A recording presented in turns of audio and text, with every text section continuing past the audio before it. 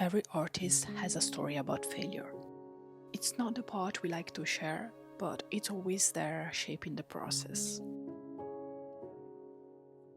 For as long as I can remember, I've struggled with accepting mistakes and dealing with failure. But what is failure really? And why does it have such a strong hold on us? These questions have been on my mind a lot lately, especially while I was working on this piece. I thought I had everything planned out, but as I worked, things just kept going wrong. The colors felt off, the composition wasn't working, and the shading, it looked like something I might have done years ago, back when I was just starting out. And that's when the doubt set in. Did I forget how to make art? Have I hit some kind of creative wall? But as I sat there looking at the piece, I realized this wasn't a new feeling. It was one I'd wrestled with many times before. Growing up, I was always hard on myself. I've been a perfectionist for as long as I can remember. Not because my work is perfect, it's very far from it, but because I've always had this intense critical voice in my head. I would zoom in on every tiny flaw until I couldn't even see the bigger picture anymore. I think part of that comes from how I saw failure as a reflection of who I was, not just what I've done. When something didn't work out, it wasn't just a mistake, it was a sign that I wasn't good enough, that I wasn't capable. Looking back now, I realize how much that mindset robbed me of the joy of creating. I would get so stuck on what was wrong that I'd forget to celebrate what was right. And sometimes that froze me. But in the last couple of years, something shifted. And this time, I looked at the piece I was working on, the one that just wasn't working, the one you saw at the beginning. And instead of panicking, I took a deep breath. I realized that I simply didn't like it, and that was okay. It wasn't a disaster, it was just part of the process. Mistakes do happen, even when you have a deadline. So I made the decision to start over. Might sound simple, but for me it was a breakthrough. Even with a tight deadline, I felt calm and focused because I wasn't fighting the mistake anymore. I was working with it, using it as a chance to grow and learn.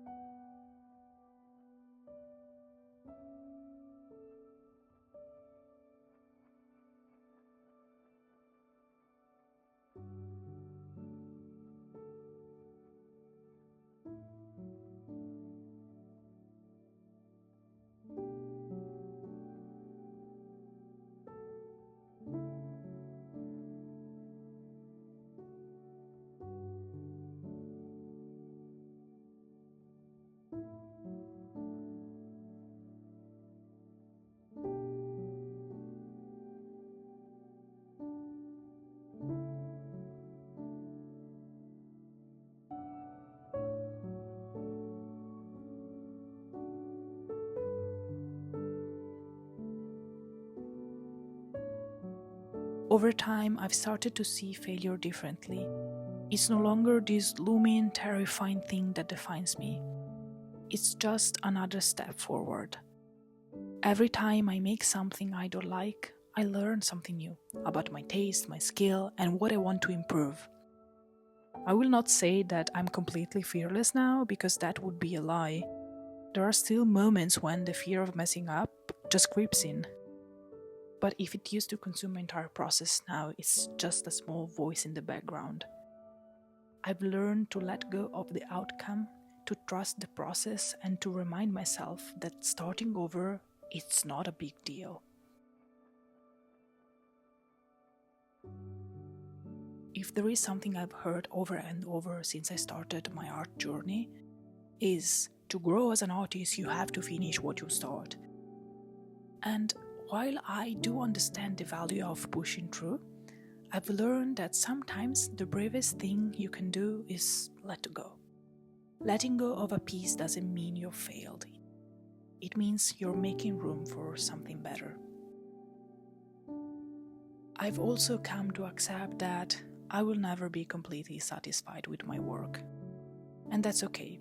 Every piece shows me where I can improve, and that's how, hopefully, I keep growing.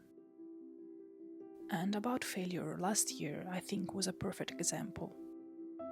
It felt like a year of endless failures. I didn't finish as many pieces as I'd hoped.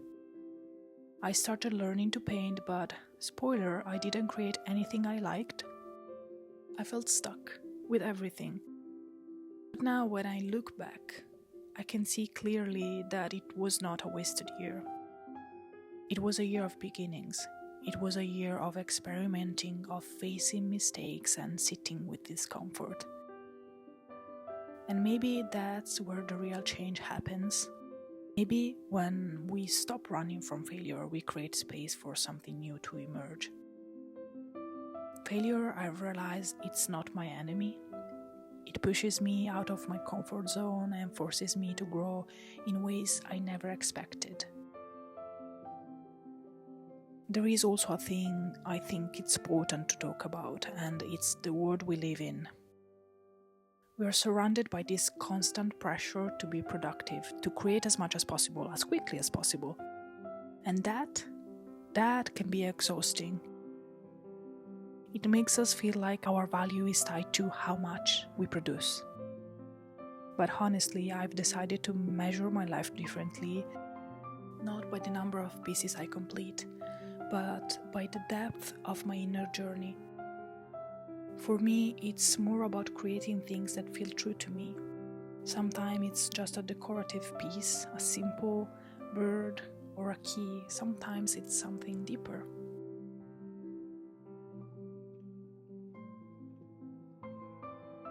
And if you're struggling with failure, I hope this gives you some comfort. You're not alone. It's okay to start over. It's okay to fail, to make mistakes. Every failed attempt brings you closer to discovering who you are as a creative and what you're capable of doing. And at the end of the day, failure is just part of the journey.